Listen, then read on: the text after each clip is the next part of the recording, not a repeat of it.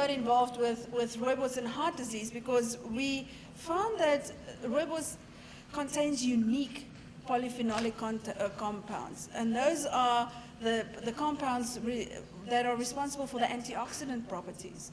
And with heart disease, you do get a lot of oxidation of your lipids taking place. So we were really interested to see, well, what can Rooibos do for this disease? And just remember that we're wanting to look at Rooibos as a prevention and not as a cure. So we don't focus on already ill people with heart disease. We are trying to educate and come in, bring Rooibos in as a preventative measure.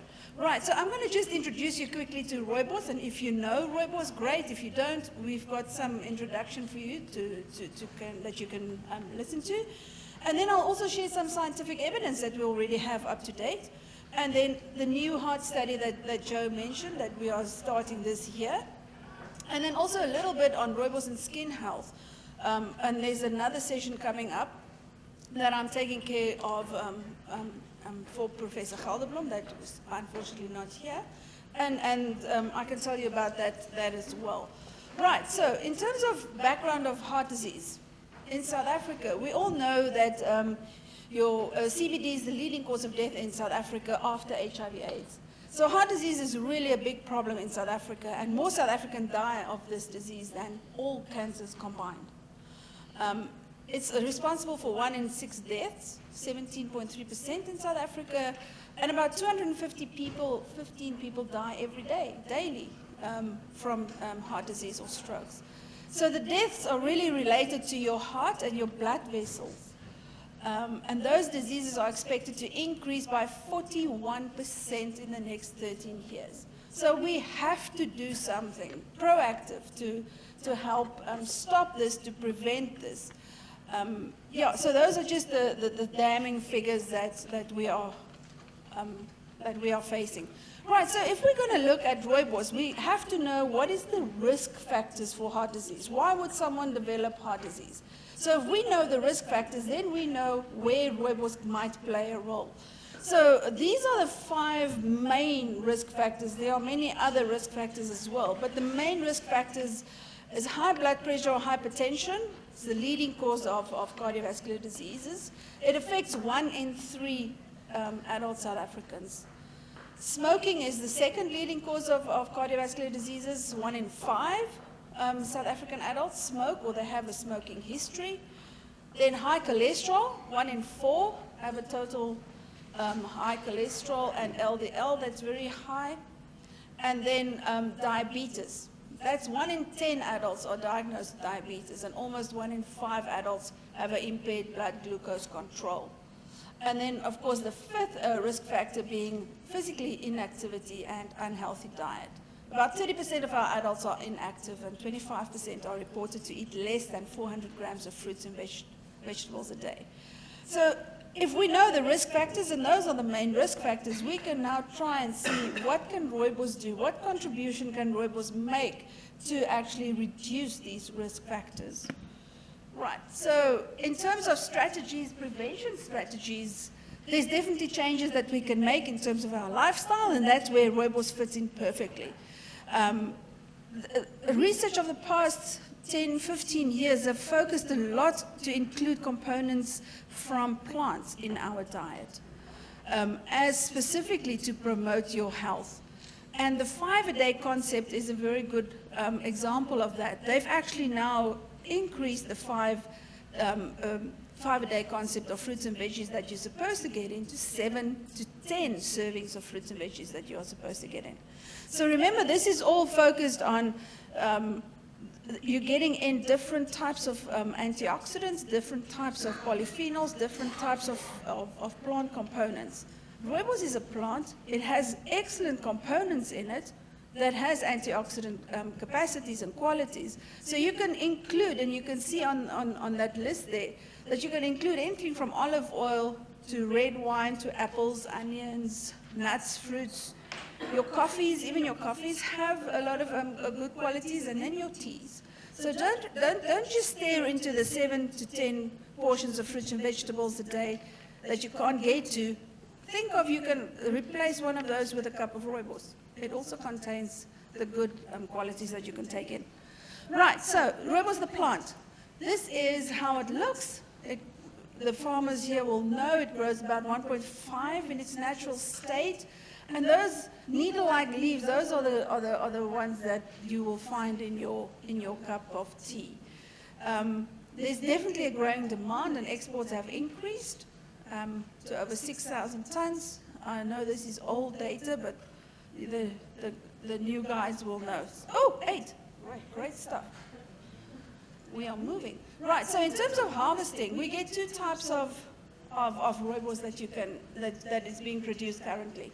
So it's a process to harvest, and the plant material is then cut and it's spread out in a heap in the natural African sun. The heap is wetted and it's left to dry, left to ferment, and then spread open to sun dry and then packaged. And that's our going from the plant to the teapot. So we get 2. The traditional, or the red Rooibos, which goes through this whole process, which is your fermentation, and then the green Rooibos that does not go through the heap fermentation. So it's literally just dried after it's been cut.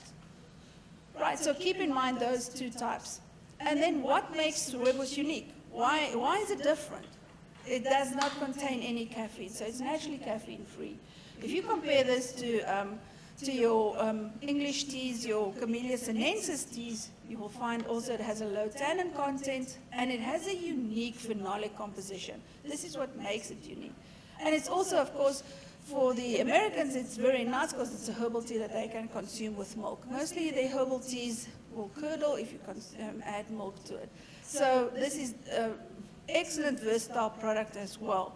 I just love this. This is one of the most beautiful photos I've seen, is a Rooibos busy drying in the sun. If you have time, please visit and go up there. It's really beautiful to go there. Right, so back to science. So in terms of science, what evidence do we have in terms of hypertension and Rooibos?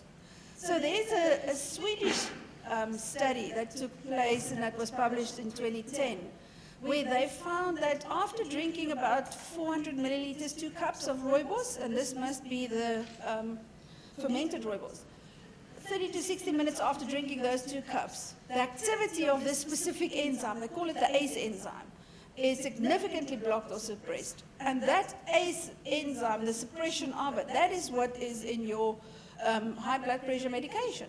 So Rooibos does it naturally. So this enzyme is involved, believed to be involved in the development of hypertension and heart disease then. And with the blood vessels constricting and tightening, the blood pressure increases, and thus your risk for heart disease increases. So your ACE inhibitors are prescribed to treat your hypertension and heart disease. So already in 2010, Swedish researchers showed that Rooibos inhibits this enzyme, and it's a natural target for this specific enzyme.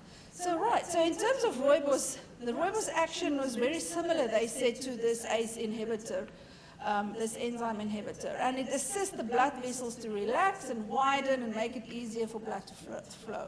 So that already, in terms of your hypertension, Rooibos has a tick in that box.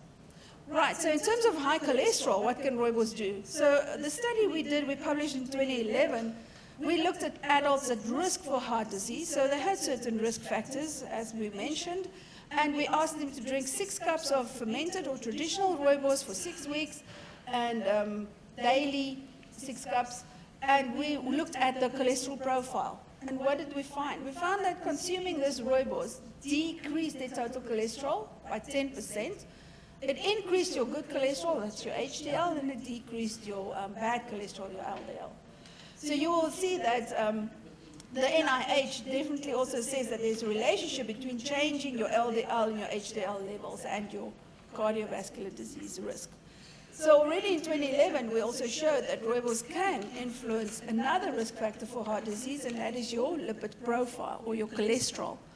Right, coming to diabetes, and this is something that my colleague Krista will talk about more because they are focused on that. But there has been a number of studies published from South Africa, Japan, and Taiwan that have shown Rooibos to actually decrease your blood glucose level. And I'm sure, Krista, you are going to talk about this later. But the study we did was looking at a postprandial effect of Rooibos. That means after you've eaten, does Rooibos have an effect if you take it with your food? Does it have an effect on your glucose levels in your blood? And we found consuming 500 milliliters of fermented Rooibos decreased your blood glucose level 6 hours after you've eaten a high-fat or a high-carbohydrate breakfast. So this again is some indication to us that Rooibos definitely has an effect some indication that there's a glucose effect, a control of it that has been linked to diabetes with Rooibos. The unhealthy diet part, this is what I said about eating our 5 to 7 portions of fruits and vegetables a day. They say 5 portions of 80 grams each of fruits and vegetables. That is what we're supposed to take in to ensure that we have all the healthy things from fruits and vegetables, and those are all the phytochemicals and your polyphenols. But remember, in South Africa, we actually only consume 1.5 portions of fruits and vegetables a day. That's a study that was published a while ago. So we have to enhance our intake of these phytochemicals or these plant products. So definitely we can take in a cup of Rooibos, and that will also help to replenish all those phytochemicals that we are supposed to take in. Early this year, we published a study. One of my master's students, she said, what is the optimal, how do you make an optimal cup of Rooibos to actually see that there is a maximum amount of polyphenols in it? And she went, it's a consumer science student that I had, and she said one Rooibos tea bag, 180 milliliters of freshly boiled water, and you have to steep it for 10 minutes, and you have to do it in a teapot. So we found that this whole scenario will actually give you the best cup of Rooibos in terms of polyphenols that you will get in. So think about it, make a whole think about drinking your Rooibos and take out your teapot. I think that's really great. Right, so in terms of heart disease risk factors, we found definitely Rooibos to influence hypertension, high cholesterol, high blood glucose, and an unhealthy diet. So already there is very good indications to us that Rooibos definitely do have an effect, or may have an effect on your risk factors for heart disease. So someone also picked this up in the Medical Chronicle, and they said Rooibos, and they called it a wonder tea, finally gets the nod for cardiac benefits after these studies. Right, so additionally, what other benefits did we find? One of the biggest questions that I do get is that does Rooibos interfere with your iron status? And I think this stems from your black and your green teas, your Camellia sinensis teas. They definitely do interfere. If you're taking a cup of tea in black or green tea with your food, with your meal, it will interfere with the iron uptake. So there was a number of studies done showing that Rooibos taken in with food has no adverse effects on the iron status. It was done in school children, healthy males, as well as adults at risk for heart disease. So nowhere did Rooibos show any interference with your iron levels. Right. In short, Rooibos also enhances your own body's antioxidant defense system. There's a specific molecule that is targeted, and it's called glutathione. And after consuming 6 cups of Rooibos for 6 weeks, we found a 36% increase of this specific molecule. So it helps your own body to defend itself as well. And consuming Rooibos definitely helps against oxidative damage of lipids. Specifically, we looked at 2 markers in the blood of lipid oxidation, and this is where your plaque forming comes in at risk for heart disease and strokes, and Rooibos decreased that with 54 and 35% respectively. In terms of inflammation, there has been studies published already in 2015 that Rooibos plays a role in decreasing your inflammatory responses, and it reduced the levels of pro-inflammatory cytokines that was expressed. So both aspalathin and notifagin, those are unique to Rooibos, not notifagin, but aspalathin, and they have been shown to have anti-inflammatory effects. But Sylvia will definitely tell you more about that. Right, and also, does Rooibos have a stress-lowering effect? Yes, so our colleagues at the University of Stellenbosch looked at these people at risk for heart disease, and they measured the cortisol-cortisone ratio, and it was significantly lowered in your study males and females, about a 7% reduction in that ratio. So definitely Rooibos favors the inactivation of cortisol. Cortisol is your stress hormone. So that is where they made that connection, that Rooibos might have a stress-lowering effect. In terms of Rooibos then, I always call it a multiple bioactivity. You can't really say it's got one specific activity and it's good for one thing. You would think that a complex plant extract will have various activities. And these are the activities that we are aware of, and I'm sure that there are many more. But those are the activities that we are focusing on because they are related to a reduced risk for heart disease or cardiovascular disease. Okay, so what's new? So in terms of the new heart study that we are starting this year over to next year is all the other studies have been done on fermented Rooibos or traditional Rooibos. So we are also including this time green Rooibos, and we are also including looking not just at damage to lipids, but we're also going to include damage to DNA and damage to proteins. Those are two very important cellular components. And if anything goes wrong with your DNA or your proteins being damaged, down the line, there's going to be problems for you. So we're also going to look, obviously, at blood pressure. We're looking at inflammation. And this is another thing. We are going to look at the metabolites that are being formed when you drink Rooibos. So if you look at this scheme here, you start off with your DNA. Okay, this doesn't work on that thing. But you start off with your DNA. That's your genomics. Then you go over to your RNA, and you go over to your proteins. But then from your proteins, we're going to move over to metabolomics. It's just fancy words, but let me show you. So in terms of metabolomics and hypertension, these are risk factors, remember? Hypertension. So we found that there are certain, we are suspecting that there are certain metabolites that are common to certain cardiovascular diseases. And in terms of hypertension, those metabolites, the amino acid metabolism are being altered, and we're going to try and pick up all those metabolites that are formed in people at risk, and then see if we can predict their risk.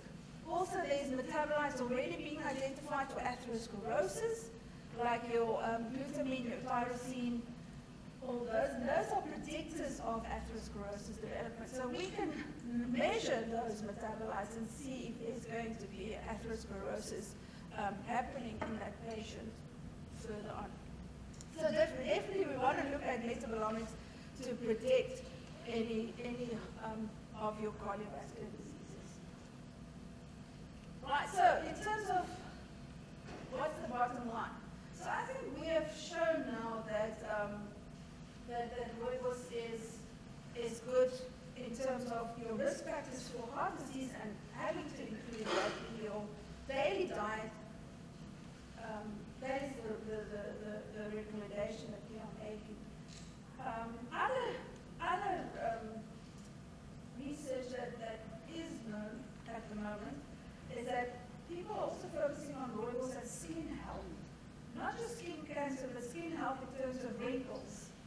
And already from Thailand, there's been studies done where you apply Rooibos and green tea extract to the skin for twice a day. For 28 days, you get a 10% reduction in wrinkles. So we looked at this and we thought, okay, that's good, but why is it doing it? So we have a postdoctoral fellow, Dr. Batmus, and he's in the audience, and he's looking at Rooibos and the effect of Rooibos on these important skin enzymes, like elastase, collagenase. Those are all enzymes that are involved in the structure of the skin, the integrity, the elasticity of the skin. And if they deplete, it actually contributes to your skin aging. So we want to see what does Rooibos do with those skin enzymes. Yes, that's my message for you. Thank you very much.